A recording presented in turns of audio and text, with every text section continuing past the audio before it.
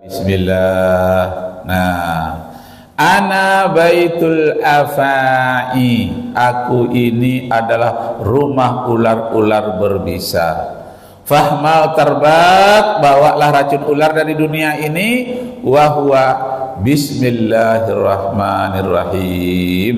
Racun ular itu kalau kamu selalu membaca bismillahirrahmanirrahim yang disebut dengan wa akhraq dumu', artinya racun-racun ular yang menyebabkan mereka mati.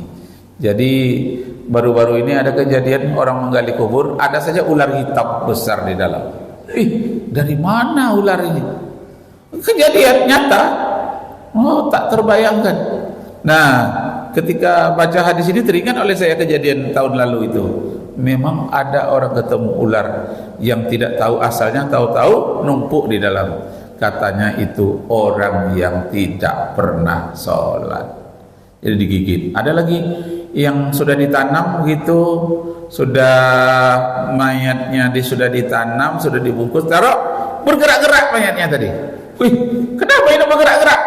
Diperiksa, dibukakan kafannya, rupanya ular sudah masuk ke dalam kain kafan. Besar ularnya. Oh, disangka mayat itu mau hidup lagi, rupanya enggak. Ular tiba-tiba masuk ke dalam kain kafannya. Akibat apa? Dia tidak pernah sholat. Ya Allah, luar biasa.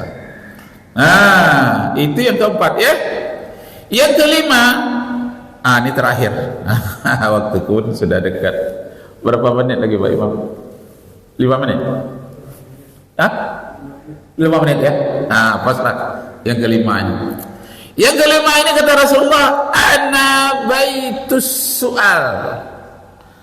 Aku ini adalah rumah yang penuh dengan pertanyaan-pertanyaan.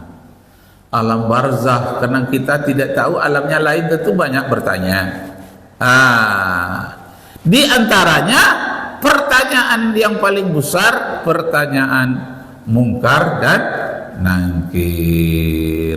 Bertanyalah kepada mayat di dalam kubur itu 7 langkah.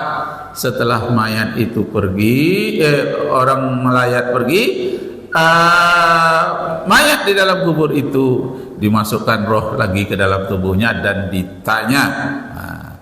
Tapi nak menjawab, nak kita lah yang menjawab. Lidah kita sudah keluh, tangan sudah tak berdaya lagi. Yang menjawab siapa? Amal kita. Dia yang menjawab. Nah, ana baitus su'al. Aku ini adalah rumah banyaknya pertanyaan-pertanyaan. Lalu bagaimana? Pertanyaan apa? Mungkar dan nangkir. Kalau begitu bagaimana? Fa'aksar ala zuhri. Fa'aksar itu, fa itu artinya maka, aksar itu perbanyaklah, ala di atas zuhri, punggungku. Jadi kita berada di bumi sekarang ini namanya di punggung bumi. Kalau kita sudah masuk kubur namanya perut bumi. Jadi kalau kita jalan di atas punggung bumi ini, apa nasihatnya? Kak kuburan itu menasihati kita. Fa'aksar, ini kata perintah nih, fi'il amar namanya, perintah. Maka hendaklah kamu perbanyak ala zuhri, di atas punggungku, qaula la ilaha illallah. Perbanyaklah mengucapkan kata la ilaha illallah. Nah, inilah yang dibimbing Pak Imam setiap sudah salat ya. Afdaluz zikri fa'lam la ilaha illallah. La itu gelengnya ke kiri, ke kanan. La ilaha illallah dianggukkan, karena itu bahasa internasional. La geleng itu tidak angguk tanda iya, sikit aja, nggak usah kuat. Ada orang sampai orang terikat yang ada yang melompat-lompat, nggak boleh, sikit aja. La ilaha illallah, nganggukkan sikit. Tidak ada Tuhan yang sebenarnya, hanya Allah. La ilaha illallah. Kadang-kadang nggak nampak gelengnya itu, di dalam hatinya saja, boleh. La ilaha illallah, la ilaha illallah. Untuk apa gunanya diulang berkali-kali? Sesuatu yang diulang berkali-kali, waktu kita mati akan terbawa-bawa. Jadi hati-hati kita mengulang ucapan, karena ucapan yang kita ulang nanti yang sering kita ulang itu akan terucap ketika kita akan meninggal dunia dan terucap setelah kita sampai di alam kubur. Maka yang diulang-ulang itu hanya zikir. Jangan marah yang ulang-ulang. Ada orang dasarnya dari Rengat di Kuala Kampar dulu, ia selalu marah terus-menerus ke anaknya. Di antara anaknya itu ada satu orang yang dia pejudi, dia suka melawan, satu orang itu terus dimarahinya. Waktu dia meninggal, anaknya yang banyak salah ini mendekatkan ke telinga kepada dia. Iya, dia menyebut bapak itu iya, bacalah ya, la ilaha illallah. Tengoknya macam, oh kamu ketika marah dicarutinya anaknya itu. Kamu yang banyak salah, kamu pula yang mau ngajari saya. Dicarutinya, sedang mencaruti marah anaknya itu, dicabut nyawanya oleh malaikat maut. Mati dalam keadaan marah-marah. Masya Allah. Nah makanya kalau marah jangan diulang-ulang, jadilah satu kali. Yang diulang-ulang itu zikir. Zikir yang paling tinggi nilainya adalah la ilaha illallah. Makanya disebut afdalu zikri, seafdal zikir.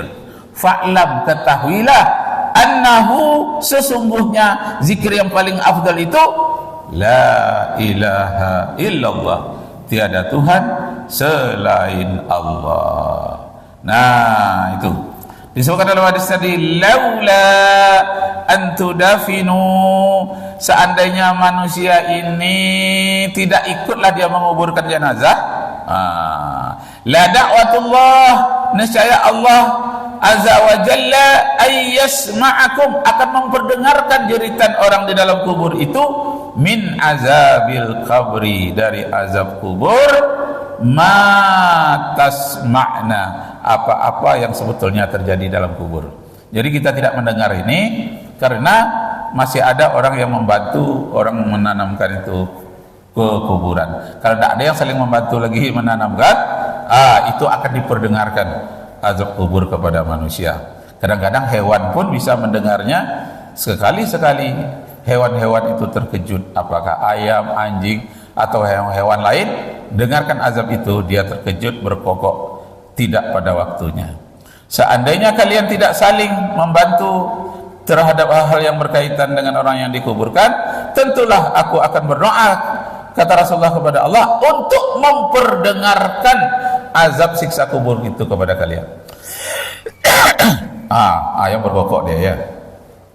Jadi seandainya manusia tidak mau dia saling membantu, akan kuperdengarkan nanti bagaimana azabnya di alam kubur. Nah demikianlah Pak Ibu yang terhormat, kalau kita sudah tua-tua ini 60 ke atas, itu visi misinya adalah bagaimana mati yang baik, husnul khatimah. Kalau anak-anak muda, bagaimana hidup yang baik.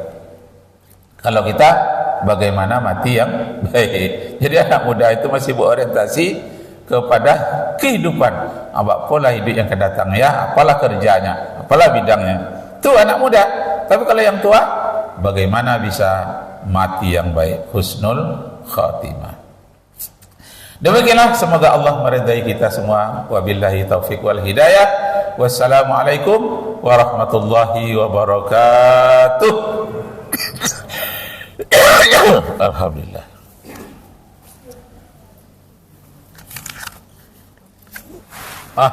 Inisiatif je lah Pak. Anggap je protokol. Astagfirullah. Terima kasih kepada